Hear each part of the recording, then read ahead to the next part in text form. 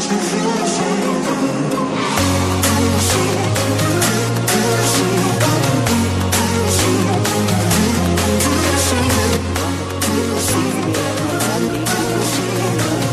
मुझे फोन भी गया और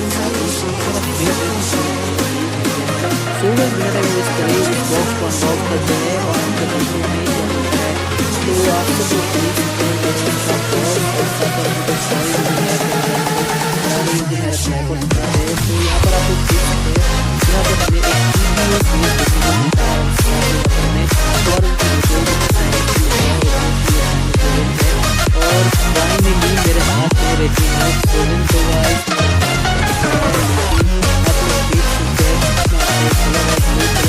और साथ ही यहाँ पर फोकस हुआ है चाइनीज में और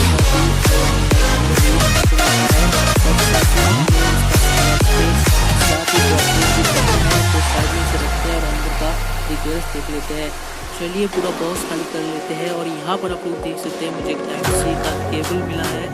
और साथ ही इसे साइड में रखते हैं और यहाँ पर आप लोग देख सकते हैं चाइनीज पिन का चार्जर जो कि भी चाइनीज में लिखा है तो आप लोग देख सकते हैं एक चाइनीज पिन वाला